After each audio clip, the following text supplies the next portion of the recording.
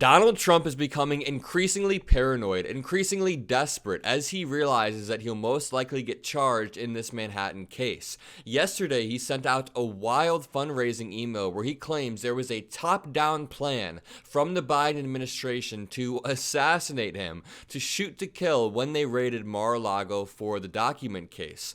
2 days ago, he also sent out an ad on Truth Social where you can see the words Unified Reich, which is a reference to Hitler's Third Reich during Nazi Germany. He is becoming increasingly unhinged, and that is showing in his fundraising emails, in his Truth Social posts, in his speeches. But this Washington Post article reads, Trump email falsely says Biden was locked and loaded to take me out in Mar-a-Lago search. A former president falsely accusing his successor and rival of posing a threat to his life is without precedent in modern U.S. history. Everything Donald Trump does is without precedent and is meant to erode these unspoken norms within America. But to lay the groundwork for you guys about how this all started, Trump sent a Truth Social post right when he got out of court yesterday saying, wow, I just came out of the Biden witch hunt trial in Manhattan, the ice box, because he says the courtroom's very cold, and was shown reports that crooked Joe Biden's DOJ, in their illegal and unconstitutional raid of Mar-a-Lago,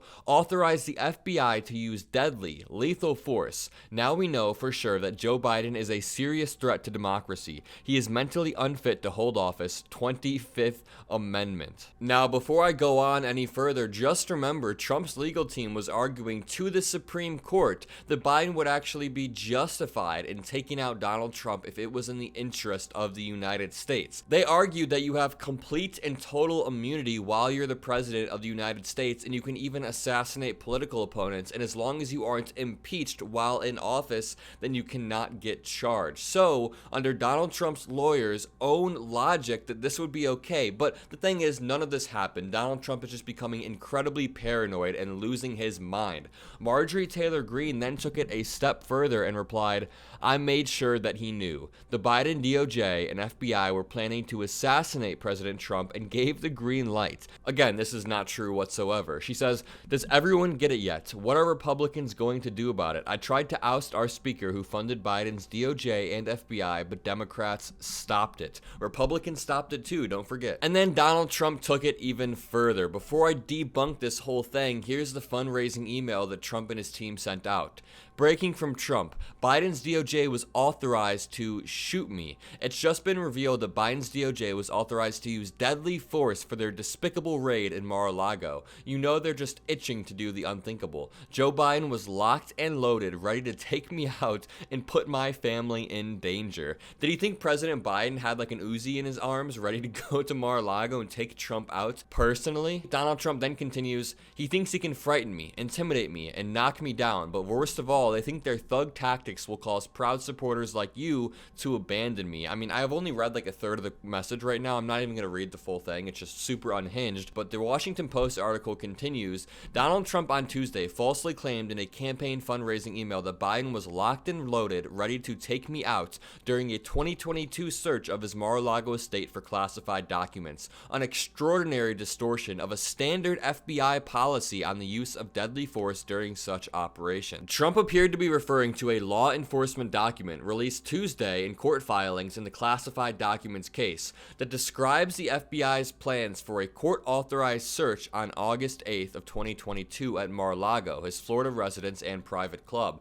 FBI agents recovered classified material from Trump's time in the White House, which the former president is now charged with illegally retaining. Even after the FBI asked him to give it back, he played cat and mouse for about a year and never gave it back. See, that is the illegal part. That is the fundamental difference between Biden's screw up with the documents and Trump's actual legal criminal case. One page in the document includes a policy statement on the use of deadly force, which says officers may resort to lethal force only when the subject of such force poses an imminent danger of death or serious physical injury to an officer or another person. This is literally just standard procedure when you're doing a raid. If somebody is putting your life in danger, you are authorized to shoot. There's never never going to be a raid where self-defense in that form is off limits. They're not going to say, oh, just let the person shoot you in the head if they're aiming a gun at you. Self-defense when doing a risky raid like this is always going to be on the table. Trump, the presumptive GOP nominee for president, and some of his allies suggested Tuesday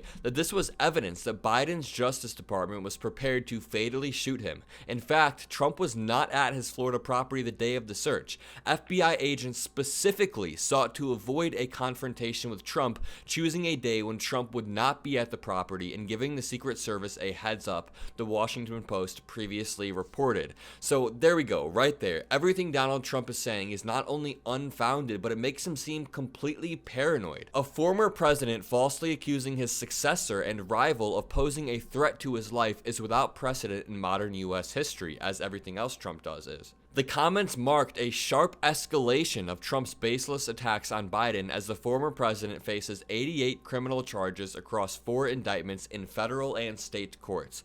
Trump has frequently accused Biden of weaponizing the legal system against him in coordination with the Justice Department and local prosecutors.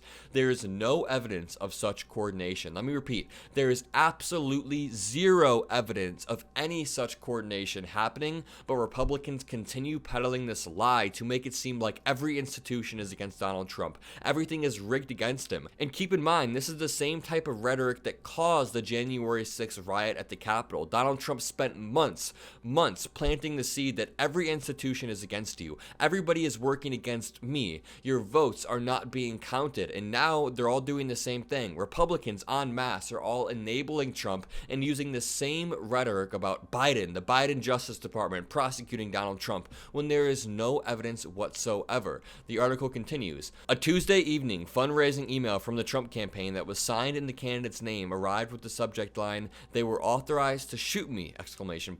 And said of the Biden administration, "You know they're just itching to do the unthinkable. Joe Biden was locked and loaded, ready to take me out and put my family in danger." The FBI said in a statement Tuesday that it followed standard protocol in this search, as we do for all search warrants, which includes a standard policy statement limiting the use of deadly force. No one ordered additional steps to be taken, and there was no departure from the norm in this matter, the agency said. And finally, FBI agents got approval from a federal magistrate judge in Florida to search Mar-a-Lago after months of effort to get Trump to hand over the documents at issue. Agents also arrived in deliberately casual outfits to lower their profile, khakis and polo shirts, to comb the area, and left with more than 100 classified documents, some of which were top secret.